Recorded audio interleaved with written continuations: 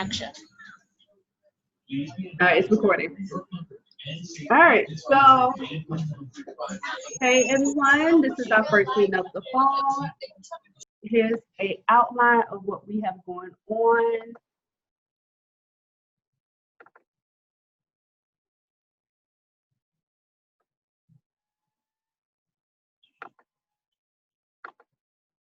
All right, so our agenda today, we're gonna go over is the executive team introductions, a recap from the panel. I didn't update that, sorry.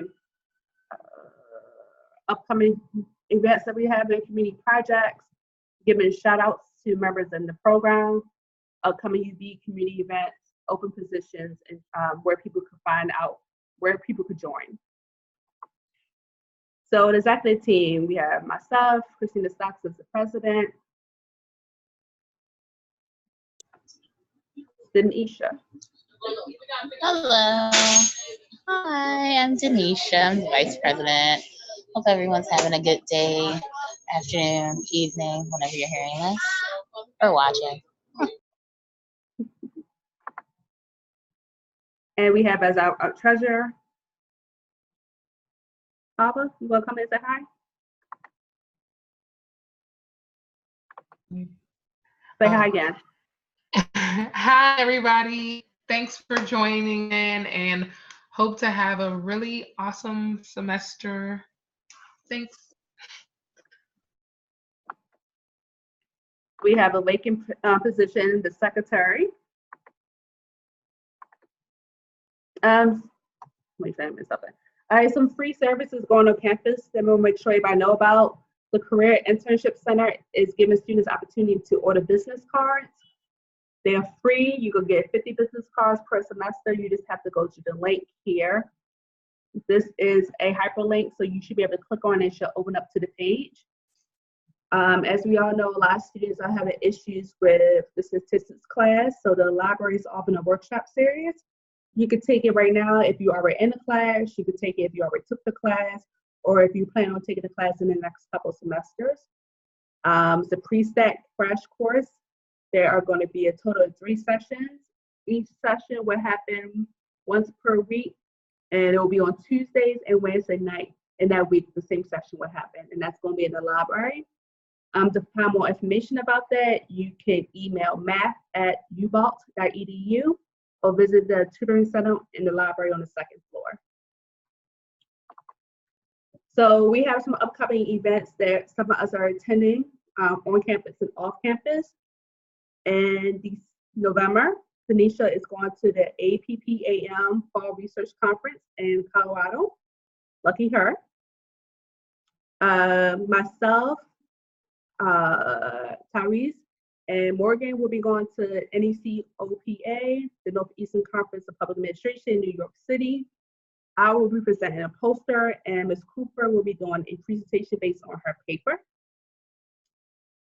I forgot to put her name, the outline for aging research in November. Denisha is going to that again. Denisha, where's that going to be located? Dallas, baby. Dallas, Texas. Okay. I am kind of jealous about that one, but that's her research area. And then in February, we have a save the date. This date might change, but we're partnered with Rachel. She's an alum of the MPA program. She's also an alum of the CPM program. And we're going to be doing Black and Blue. And the whole purpose of that is to talk about policing policies, talking about Baltimore police. Rachel, you're on. Can you explain a little bit more what we're doing with this so I don't mess it up? Sure. Hi, everyone. How are you? So I'm the wife of a law enforcement officer. He's a Baltimore City police officer. And one of the things that I and a lot of wives of color who are married to police officers struggle with is, especially in this day and age, is the whole we're Black wives or we're Black spouses and we're married to Black cops who pretty much are characterized by their uniform. So with everything that's going on right now with race in this country, we find ourselves in a very, very peculiar spot because we are Black spouses raising Black children, but we're married to Black cops who wear a blue uniform. So I'm on a mission to start having conversations around how policing, community relations, and family intersect, and that when folks who are making decisions about policies around policing or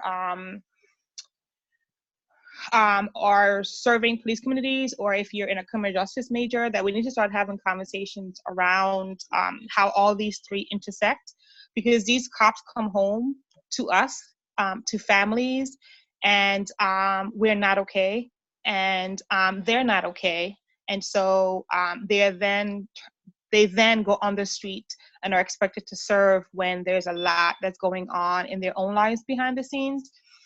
And so when I was talking to Christina about it, I kind of told her, many years ago when I first started working in childcare, there were abundance of programs out there. A lot of money was being poured into these wraparound programs for kids. And there was all this hype around, reading, third grade reading level and ready by 5, but they were only focused on the kids. They did not do any type of family engagement.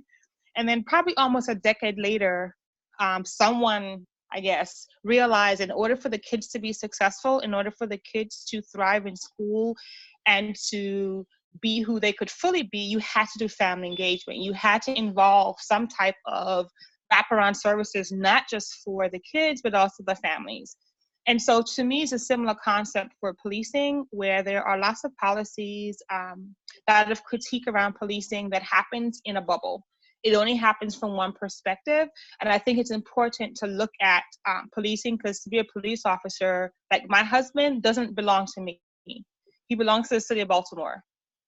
That's the reality of our lives. He belongs to the city of Baltimore, and his job comes first. He's been there for our entire marriage for 16 years. And so I really think that that piece of it, the mental wellness of police officers and their families, how different rules and policies destabilize families, and these are also Black families because we're Black. Also, for our children, I'm raising a Black son. Am I afraid that he might get shot? Absolutely. Me being a cop's wife does not exclude my son or me from having those worries. So in this place that we are as law enforcement families, Black law enforcement families, we're kind of like in this very lonely dead man's zone. And I just think that we need to start having conversations around it. Does any of that make sense? Because I feel like I was babbling a little. Does that make sense to everyone? That makes sense. So the whole purpose is going to be talking about police policies, police families, and the community dynamics and how that all goes together. We're going to connect with those concepts. It connects to public policy. And we're going to invite pretty much Rachel's getting the panel together. We are going to have the space reserved for her and promote the event on campus. We're going to be promoting the event to not only, of course, MPA, DPA students, but the whole College of Public Affairs. With Dante help, actually pushing it to criminal justice to get them to come out too. And it's going to be a public event. So once we get more information, we're going to create Eventbrite for people to RSVP for it. Yeah, I think it'll be an interesting topic. I have a lot of family members who are in law enforcement, and a close friend of mine, he's also a police officer in New York, and we also talk about this topic a lot. So I think it'll definitely be interesting opening up that conversation, because I don't think it's talked about too much outside of like my family. And it's always that kind of like, oh, you're supposed to be one of us, you're a traitor, da da da. So I think it really will be interesting, and I look forward to seeing this happen. So our goal is to have this in February the 12th. The event has been approved by the Center for Student Involvement. We're waiting to hear back for the actual event space to be approved before we create the Eventbrite. So that's going to be one of the events we're going to be having this spring. I'm also working closely with the DPA director for some workshops around presenting your research, the difference between writing a research paper and writing for publication, and similar topics like that. So we will be having some workshops coming up, and those will be advertised on the Facebook group, Instagram, and also via email. But those dates are not available as of yet. So the community project, and again, Rachel's on the phone. So last year we collected items for the Women of Purpose event in Jamaica, and we're going to collect the items for that again this year. We're going to start in January. So we're going to collect unused personal hygiene items, unused makeup, nail polish, and journals, any self-care items, candles, and everything like that. Our goal is to at least be able to fill out one full basket this year. More is the better. Well, not basket, then. And those items will go to Rachel for her nonprofit that she has in Jamaica. Rachel, do you want to say something real quick about your nonprofit? Sure. Hi, it's Rachel. Sorry, I know you didn't know that. So I actually, yes, I started a nonprofit and we do work in Jamaica. Next year will be our 7th trip. So we've been going every year. And so next year is our 7th trip, and we normally do a 10-day community action project. And so we normally find out from our partners. We're partnering with the school, the Pitchersfield Primary School. And so we normally partner with them to see what project they would like us to do. So we go every year in July for 10 days. One of the things that we'll be working on next year, because we're launching it in 2021, is a woman entrepreneurship program. So we are going to be training women in some of the poorest areas in Jamaica to start their own business. And we're going to be partnering them with mentors both in Jamaica and in the US, who are also entrepreneurs who can help, who will help guide them for the first year of starting their business. We're going to assist them with startup capital and whatever they may need.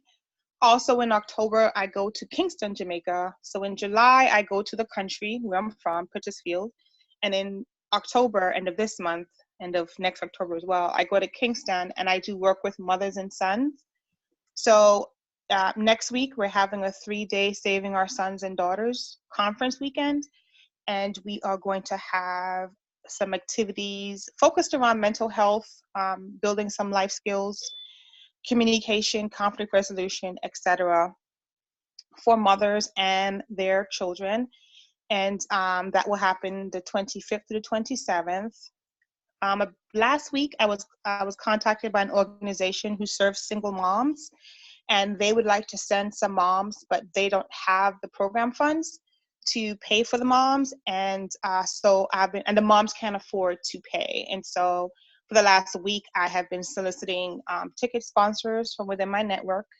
It's $40 for one ticket or $80 for 2 moms. And so Christina said it was okay to also mention that if anyone is interested, or if you know anyone that you think would be interested in sponsoring mom so that she can come to the weekend events, that you can just contact me. I guess, I don't know my cell phone number is 410-365-2341.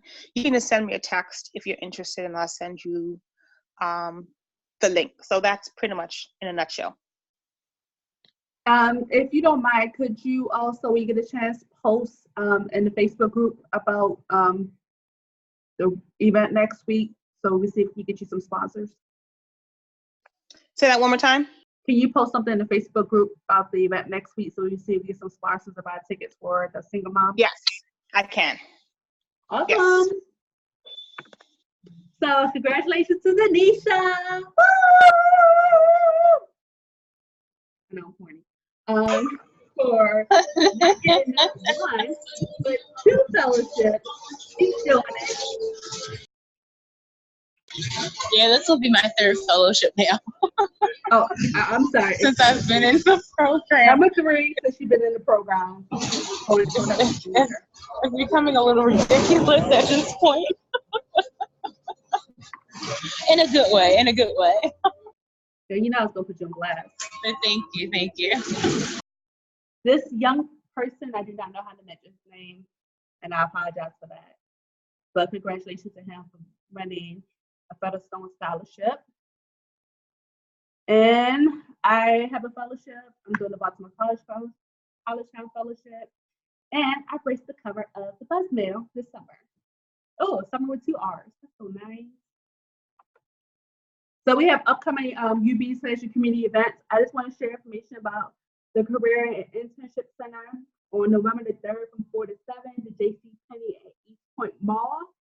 You will receive 60% off career clothes. Just bring the UB ID and you can RSVP via this link. Give Fellowship is a fellowship opportunity for professionals, students, grad students, undergrad maybe also. It's a 9-month fellowship opportunity to Baltimore Volunteer, Maryland. It prepares you to be a civic leader in Baltimore. So check that out if there's something that you're interested in. They have a couple of happy hours coming up, so you can learn more information about it. It's an opportunity for networking and to expand your resume. And we have one open position that we really like to fill, secretary. And if there's other ways you like to get involved, but you're not on campus much, or you're never on campus, but you want to get involved in some type of way, shoot myself and or Denisha an email, let us know how you'd like to get involved, and we can create a position for you in the organization. And the last thing, if you have not already, join us. Go, when you log into my UBalt, go to campus involvement and search us, or you could click on this link to join us. And please share it with your other MPA, DPA, or CPM students. This is organization. Our main focus is DPA, CPM, and CPA students. However, we do have some undergrads that have been joining lately, and they're more welcome to be part of the student org, especially if you have an interest in public policy, public administration, all that good stuff. Oh yeah, duh. Follow us, and we have an Instagram page and a Facebook group. Please follow us. Oh, please definitely follow us in the Facebook group. We post a lot of helpful information there about community, professional development opportunities. Alums sometimes post jobs in there. I post jobs in there. They're not the same jobs that the dean send out, but it's a lot of great resources and a great way to get connected with your peers. Anybody else have anything else to add for this recording? Oh wow, that was 15 minutes. Tanisha, Ava, anything else you'd like to add before we sign off? Did you already say because it was a lot of noise in the background, sorry. Did you already say something about having people post about what they were doing in the field on Facebook? No, I didn't say that, but I took it back. Also let us know what you've been working on Facebook. And if you have a highlight that you want us to shout out, definitely send us the information.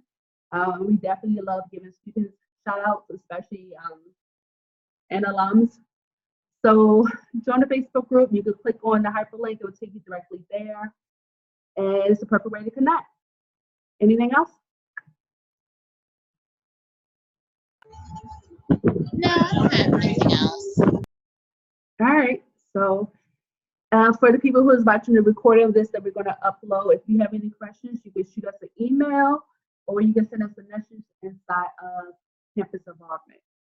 Also, I want to let you know our advisor for our student org is Dr. Heather. And starting next semester, Dr. Heather will be on sabbatical. So our advisor would be our assigned career advisor, Leah from the Career Center. She'll be in that role. All right, y'all have a good night. So.